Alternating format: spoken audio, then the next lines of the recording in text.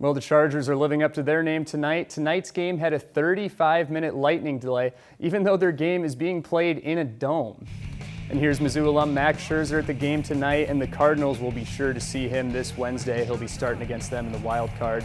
But how about a little lightning in the end zone? Justin Herbert throws a strike to Donald Parham Jr. to put the Bolts up early in this one. Later on in the first quarter, the Chargers try a fake punt, but look at this from Hunter Renfrow. That's a wide receiver laying on a huge hit to break up the play. And it's not just lightning in a bottle. Here's Herbert again with his second TD, this time to Jared Cook. You know, I think both defenses are going to have their hands full here tonight, Eric. Well, Tiger's just the type of quarterback that's going to give you fits, right? I mean, he could just beat you in so many ways, and that's the exact type player they're going to need to take on Blair Oaks tonight. Well, a couple of months ago, the Kansas City Chiefs sat alone in last place in their division, but now that feels like a completely different season. Since then, they've rattled off 6 wins in a row, the last 2 against divisional opponents. And all those questions about the defense have been answered too for now. They haven't allowed more than 17 points in their past 6 wins. But their biggest game of the season comes this Thursday in LA against the red-hot Chargers offense led by Justin Herbert. Yeah, guys, I've been out here for a couple hours, and it's just been coming down the entire time. I was out driving in Moberly earlier. The roads weren't too bad then, but then coming back into Columbia, there is flooding on all sorts of streets. And you can see behind me here, this manhole cover is just overflowing with water, and the intersections just keep seeming to get worse and worse as the morning goes on. So you're definitely going to want to drive with caution as you're coming out here this morning. I have the floor. You do not have the floor. I have the floor. I have the gavel, and I'll tell you when you're done. Natalie, that exchange was about the starting wages within the Moberly Fire Department. The issue has been brewing for a while, but that recent city council meeting seems to have really brought it to light. I tell you, Jeff City football is having a breakout season under first-year head coach Damon Wells. KMUH's Eric Graver has the story behind the Jays' resurgence. Damon Wells has watched his team grow together throughout his first season.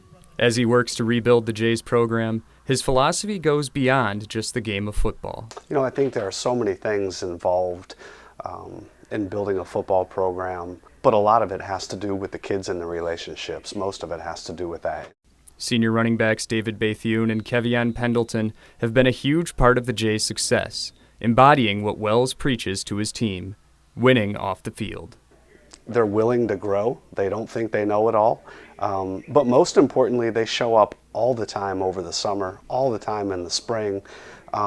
They work like crazy, so it's not just football and football practice. While the running back tandem has lit up the scoreboard, each rushing for more than 1,000 yards, they credit the culture of the team.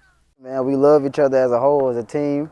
We play for each other, we play for one, and we don't really focus on the selfish stuff. What Coach Wells brought to the table for us as a whole unit is a player-driven team. We all together, and we just one big old happy family. It can take time to rebuild a program, but watching his players and coaches grow close as the season goes on makes it all worth it. Well, it's not about me. The most awesome thing has been, after a couple of our most recent victories, just the joy that the kids have right now. Listen. Listen to them out there. So I think a lot of it is just investing time because these kids are worth it. In Jefferson City, Eric Graver, KOMU8 Sports. And cities all over the country are wrapping up their first celebrations of the new federal holiday, Juneteenth. While the day has been celebrated for years, this weekend has made many more people aware of the history behind the day. KOMU8's Eric Graver tells us what this weekend meant to those in Fayette.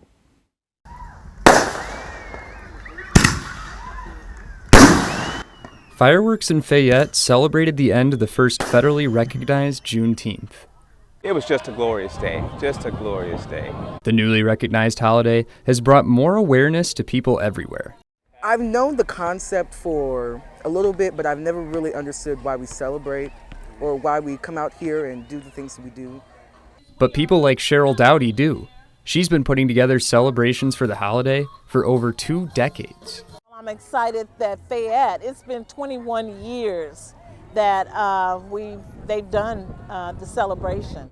In 2000, a pastor of mine, Pastor Dowdy, she came here, and before we didn't know anything about it, and she came here in the surrounding areas.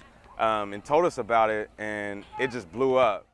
Seeing how far the holiday has come was a special moment for Dowdy and many others. I'm honored to have been a part of birthing